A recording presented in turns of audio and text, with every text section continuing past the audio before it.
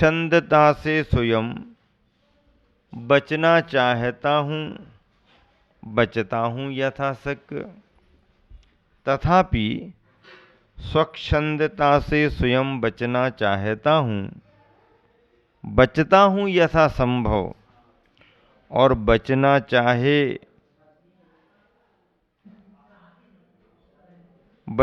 चाहे ना हो बचाना चाहता हूँ, औरों को बचाता हूँ यथाशक्य। यहाँ बंधन रुचिता किसे मुझे भी प्रिय है स्वतंत्रता। मूक माटी की ये पंक्तियां गुरुवर आचार्य श्री के अपने मानस से निकल करके आ रही हैं। प्रसंग कुंभ का है और कुंभ ने भयानक उस आतंकवाद की परिस्थिति को देख करके बचाव के रूप में परिवार को संकेत किया कि तुम मेरे गले में रस्सी बांधो और कुछ कुछ दूरी बना करके अपनी अपनी कमर में रस्सी बांध लो और धार में नदी में कूद जाओ, क्योंकि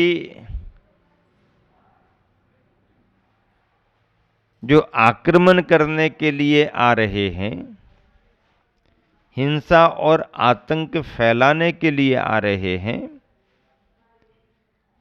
सज्जन परिवार को नष्ट करने के लिए आ रहे हैं, वह नदी की धार में कूद नहीं सकते।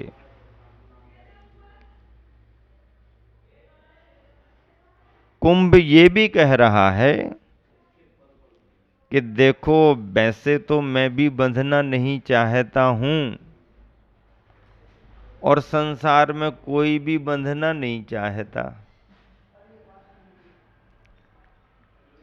बंधने की मजबूरी हो तो बात अलग है, अन्यथा हर व्यक्ति स्वतंत्र रहना चाहता है।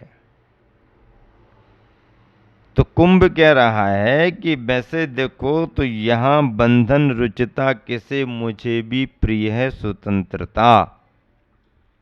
तभी तो किसी के भी बंधन में बंधना नहीं चाहता मैं। कोई भी प्राणी किसी के बंधन में बंधना नहीं चाहता। लेकिन एक बात और है,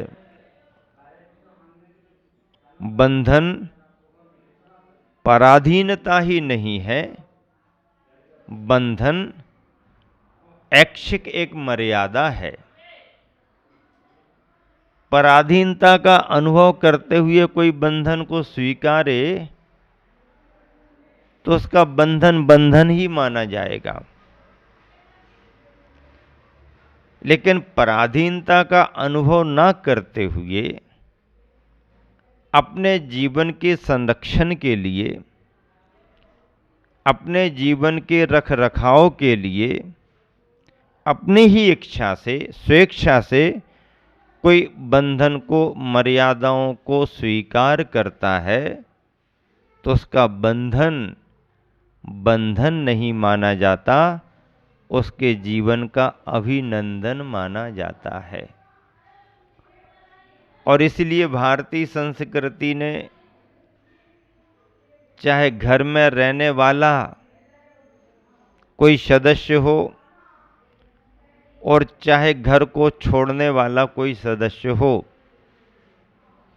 चाहे गृहस्थ हो और चाहे गृह त्यागी हो, नियमावली के तौर पर सभी को बंधन में रखा गया है।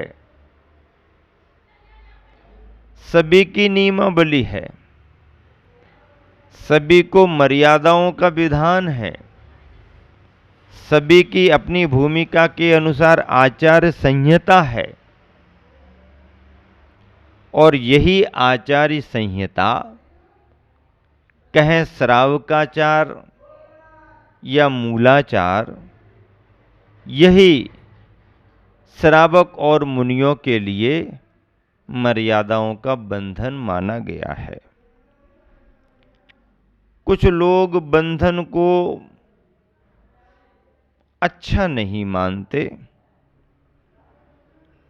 बाहर के बंधन को इसलिए अच्छा नहीं मानते कि उनकी स्वतंत्रता खो जाती है।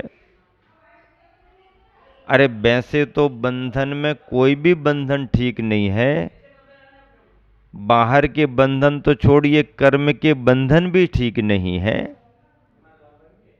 अध्यात्म में बंधन को स्वीकार भी नहीं किया जाता, क्योंकि जहां पर अध्यात्म या अध्यात्म का अनुभव है वहां दो के संयोग की बात ही नहीं होगी, और जब तक दो का संयोग नहीं बनेगा तो बंधन की परिभाषा ही नहीं बनेगी। इसलिए अध्यात्म में संबंध कारक ही नहीं है। क्यों राजेंद्र? अध्यात्म में संबंध कारक ही नहीं है। व्याकरण में है, संस्कृत भाषा में है, पर अध्यात्म की चर्चा जहां पर करते हैं वहां पर संबंध कारक नहीं, संबंध का स्थान नहीं, क्योंकि अध्यात्म एकाकी है, एक पर है, और बंध दो के बिना नहीं होता है। इसलिए यथार्थ में तो कर्मों का बंधन ही सबसे बड़ा बंधन है। जीव के अंदर उसकी उपादान शक्ति से आए हुए राग द्वेष के परिणाम ही यथार्थ में भाव बंधन है, और उन भाव बंधनों का आश्रय पाकर के कर्म की वर्गनाएं जीव के साथ कर्म के रूप में जो बंधती हैं उसे द्रव्य कर्म कहा है। और उन ज्ञान वर्णादि 8 द्रव्य कर्मों से शरीर, सामग्री आदि 9 कर्म प्राप्त होते हैं। इसलिए अध्यात्म में कहा है सिद्धों का स्वरूप, अपनी आत्मा का शुद्ध स्वरूप, त्रिविध कर्म मल वर्जित सिद्ध महंता, तीनों प्रकार के कर्म मलों से रहित सिद्ध भगवान है, उनके समान अपना स्वरूप है। भाव कर्म राग द्वेष, द्रव्य कर्म ज्ञानावरणादि 8 कर्म, और शरीर घटपट आदि 9 कर्म, इन तीनों प्रकार के कर्मों से रहित हमारा स्वरूप है। बाहरी शरीर के बंधन के साथ साथ और भी बहुत सारे बंधन भी इसके साथ लगे हुए हैं।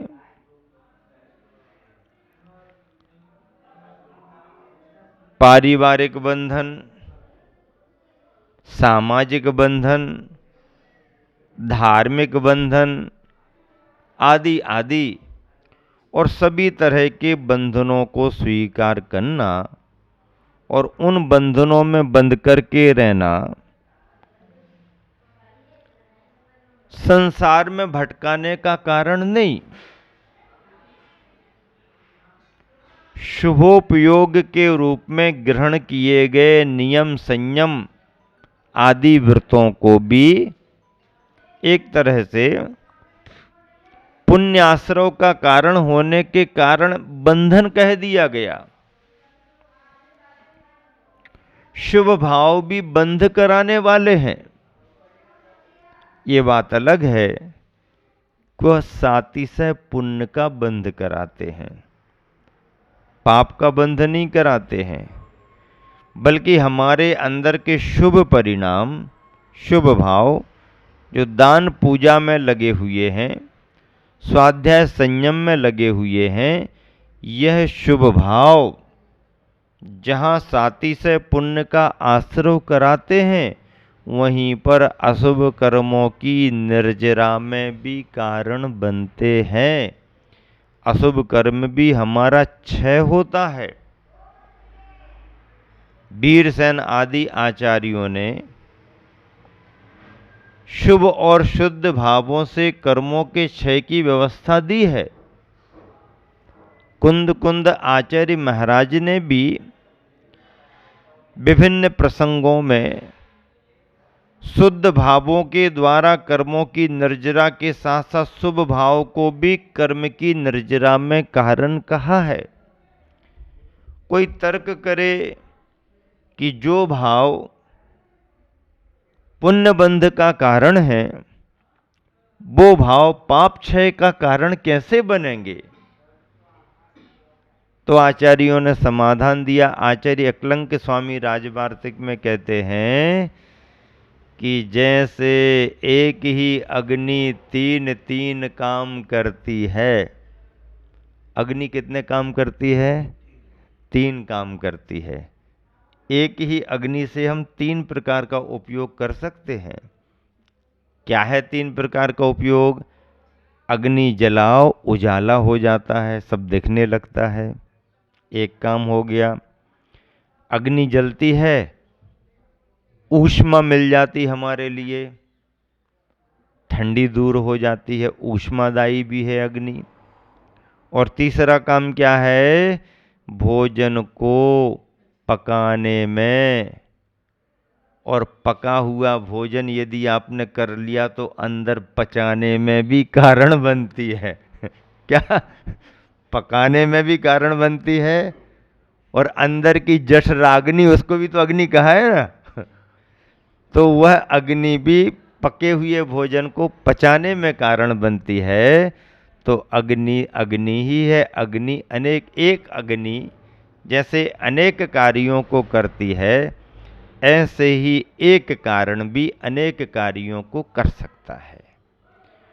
मतलब शुभ क्रियाएं, शुभ आचरण, महाव्रतों की प्रवृत्ति, समिति की प्रवृत्ति, मुनियों की और गृहस्थों की भी व्रतों की प्रवृत्ति, दान पूजा की क्रिया, स्वाध्याय सामायिक की क्रिया, वह भी जहाँ पुण्याश्रव का कारण बनती है, सातिशय पुण्य के आश्रव का कारण बनती है, वहीं पर सत्ता में पड़े हुए अशुभ कर्मों के क्षय में भी कारण बनती है। एक विचारक ऐसा आया गुरुवर के पास जिसकी अवधारणा अभिषेक, पूजन, दान, वैयावृत्ति आदि आदि के प्रति कम थी, ना के बराबर थी, या उसकी मान्यता में ये धर्म था ही नहीं। दान पूजा, अरे बाहर की क्रियाएं हैं। व्रत नियम संयम, अरे ये तो शरीर की क्रियाएं, जड़ की क्रियाएं हैं। ऐसा कह करके वह संयम की उपेक्षा करता था, दान पूजा में संलग्न नहीं होता था और अपनी मान्यता के अनुसार स्वाध्याय स्वाध्याय स्वाध्याय स्वाध्याय स्वाध्याय परमम तपा, स्वाध्याय परमम तपा, स्वाध्याय परमम तपा, स्वाध्याय स्वाध्याय में लगा रहता था। ऐसे विचारक एक व्यक्ति ने जाकर के किसी एक समय अपने गुरुवर आचार्य श्री से प्रश्न किया। क्या प्रश्न किया? क्या प्रश्न किया? बड़ा विचित्र प्रश्न किया उसने। उसने प्रश्न किया कि आचार्य श्री, हमारे मन में जिज्ञासा है, समाधान करें आप, कि आहार दान देते समय कितने कर्मों का बंध होता है। क्या प्रश्न किया? आहार दान देने में कितने कर्मों का बंध होता है। आचार्य जी तो सुन के हंसने लगे। ये कौन सा प्रश्न है भाई? किस सिद्धांत से यह प्रश्न तैयार हुआ? आहार दान देने में कितने कर्मों का बंध होता है? अरे दुनिया तो गीत गा रहे कि आहार दान दो, अशुभ कर्म क्षय को प्राप्त होते हैं, पूजा करो भगवान की, अपने अशुभ कर्म टलते हैं। और ये कैसा प्रश्न कर रहा है कि आहार दान देने में कितने कर्मों का बंध होता है? पर प्रश्न तो प्रश्न था, उत्तर देना ही था। आचार्य श्री ने उत्तर दिया। क्या उत्तर दिया? बड़ा गजब का उत्तर दिया। मजेदार उत्तर दिया, बोलती बंद कर देने वाला उत्तर दिया। आचार्य अभिप्राय तो समझ गए कि इसकी भावना खोटी है, ये आहार विहार की चर्या पर विश्वास नहीं करता, इसलिए तो इसने ऐसा उल्टा प्रश्न बनाया है। और क्या पूछ रहा, आहार दान देने में कितने कर्मों का बंध होता, मतलब कर्मों का बंध करने के लिए कोई आहार दान देगा। आचार्य श्री उत्तर देते हैं कि देखो, स्वाध्याय करने में जितने कर्मों का बंध होता है, स्वाध्याय करने में जितने कर्मों का बंध होता है, उससे आधे कर्मों का बंध आहार दान देने में होता है। क्या उत्तर दिया, स्वाध्याय करने में जितने कर्मों का बंध होता है, उससे आधे, आधे ज्यादा नहीं, स्वाध्याय करने में जितने कर्मों का बंध होता है, उससे आधे कर्मों का बंध आहार दान में होता है। मामला अपने पाले में आ गया। अब तुम दिन भर स्वाध्याय कर रहे तो दिन भर कर्मों का बंध कर रहे, हम यदि घंटे एक घंटे आहार दान में लगे तो हमारा तो आधे ही होगा, आधे से आधा भी नहीं, आधे से आधा भी नहीं। कितना बढ़िया उत्तर दिया, बोलती बंद हो गई। बैठा बैठा सोचता रहा, उसको ये उम्मीद नहीं थी कि गुरुवर की तरफ से ऐसा कोई उत्तर आएगा, लेकिन अपने अनुभवी गुरुवर अभिप्राय को तुरंत पकड़ लेते हैं कि किस अभिप्राय से ऐसा बोल रहा है। इतना बढ़िया उत्तर दिया, और जब मैंने सुना तो मेरा मन तो बाग बाग हो गया। ऐसा आनंद आया कि क्या गजब का उत्तर दिया आचार्य ने।